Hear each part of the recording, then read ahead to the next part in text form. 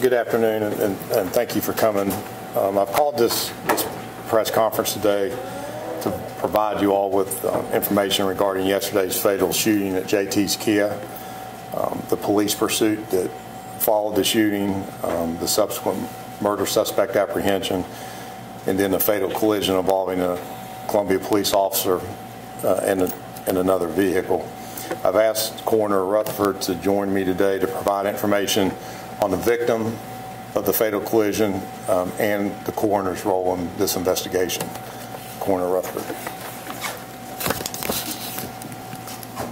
On behalf of the Richland County Coroner's Office, I extend my deepest condolences to the family of Ashley Brown, A-S-H-L-E-Y,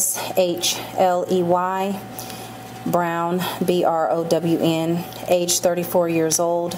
She died as a result of the collision that happened on yesterday. I am confirming that she was pregnant at the time of this collision, somewhere between 27 and 28 weeks gestation. Unfortunately, the fetus died as well as a result of the collision. The cause of death is blunt force injuries. The manner of death is to be determined. This matter is still under investigation. I will not be providing any details about her exact injuries. Thank you. Thank you. I stand before you today with a very heavy heart.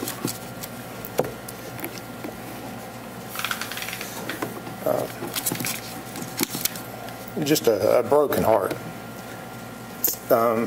Before I summarize the tragic events, I want to echo what the coroner said. Just express on behalf of the police department in our city. I thank Ms. Wilson for being here, but I want to express our heartfelt condolences to the family of Miss Ashley Michelle Brown. If you've heard from the coroner, she was fatally injured in a collision with the Columbia police cruiser yesterday.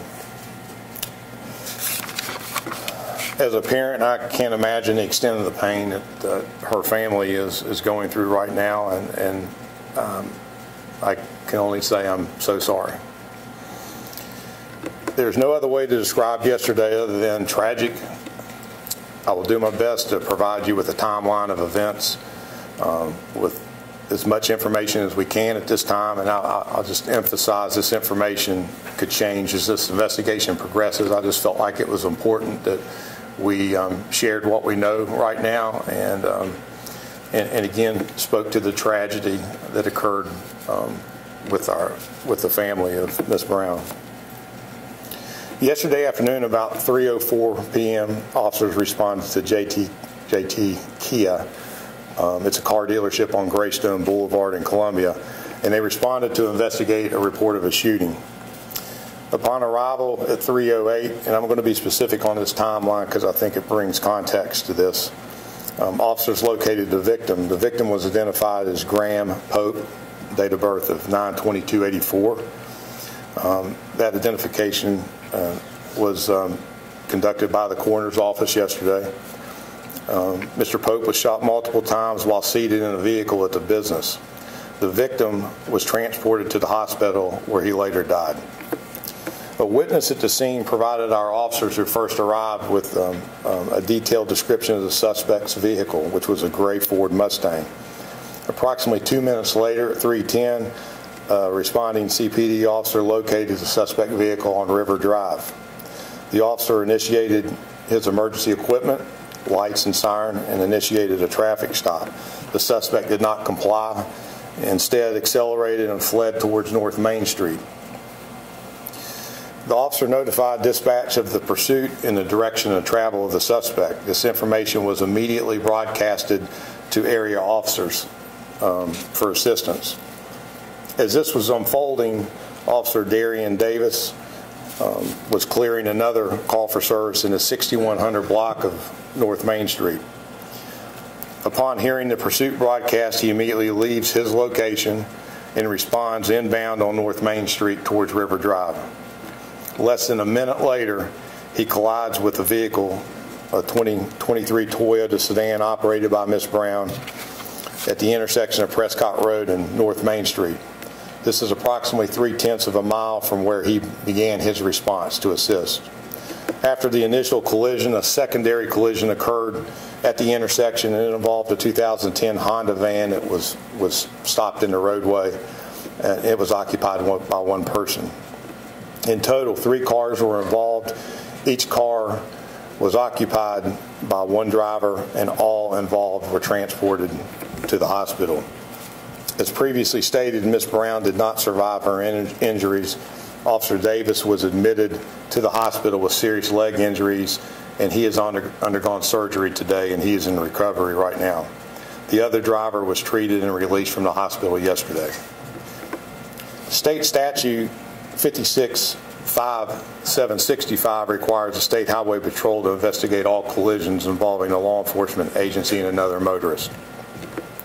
The statute requires that they investigate the collision and file a report with their findings of whether the agency's motor vehicle was operating properly and within appropriate guidelines and statutes.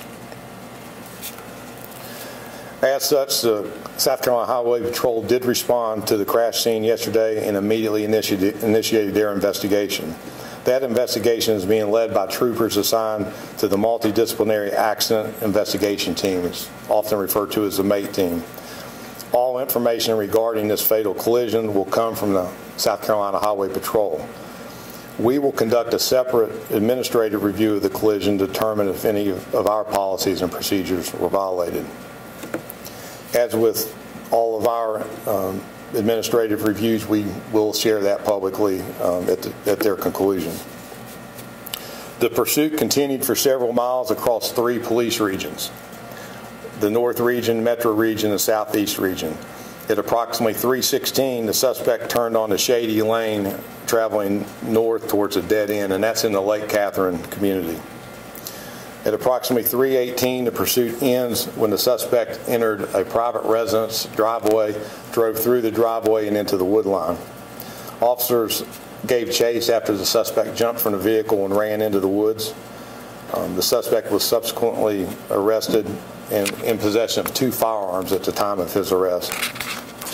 The suspect was identified as Wesley Tyler Gross, date of birth of 6/13/95. His last name is spelled Gross.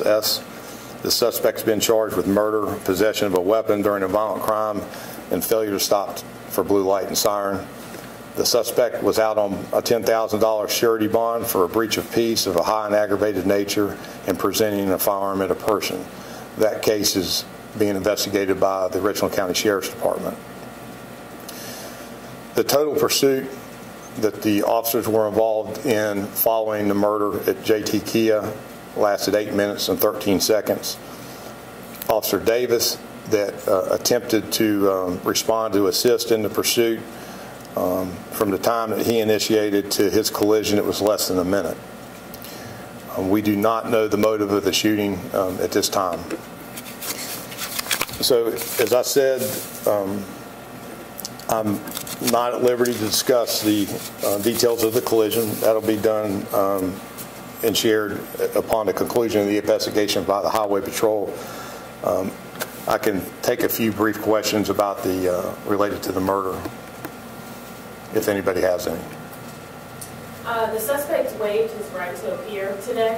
What are the next steps after that? He will eventually, he's being held without bond right now.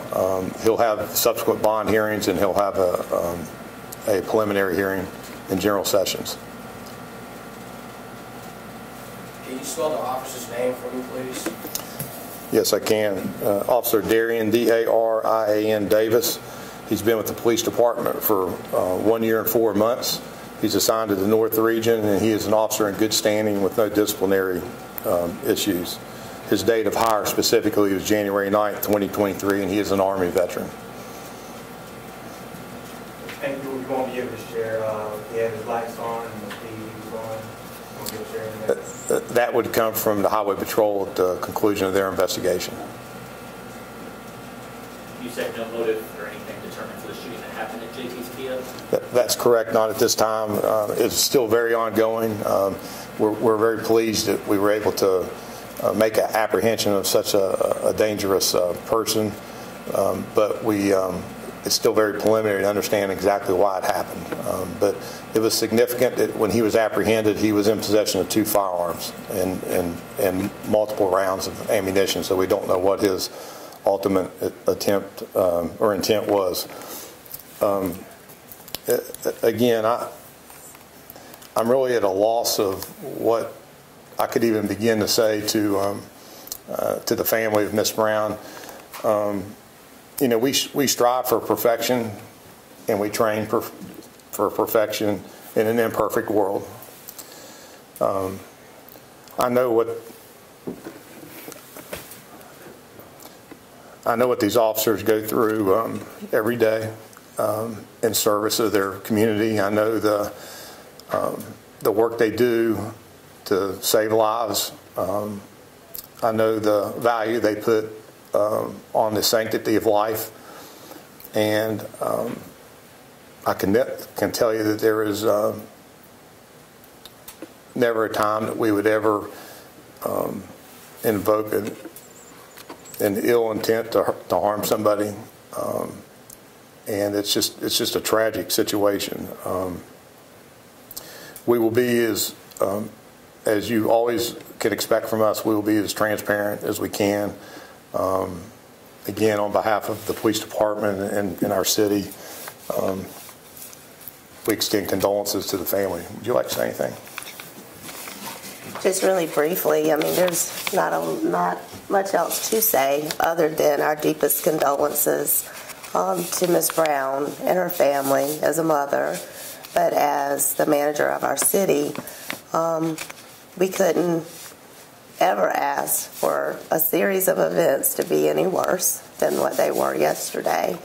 And I can tell you on this 10th anniversary to the day that I hired this man, it has rocked him to his core, and I've watched him deeply upset about this incident. And I can tell you we're committed to the MATE team investigation to see it through with transparency, and we wouldn't expect anything less than that they get to the bottom of everything that occurred. But we offer our condolences for Ms. Brown and her family, and we're certainly praying for our officer as well. Thank you. Thank you all.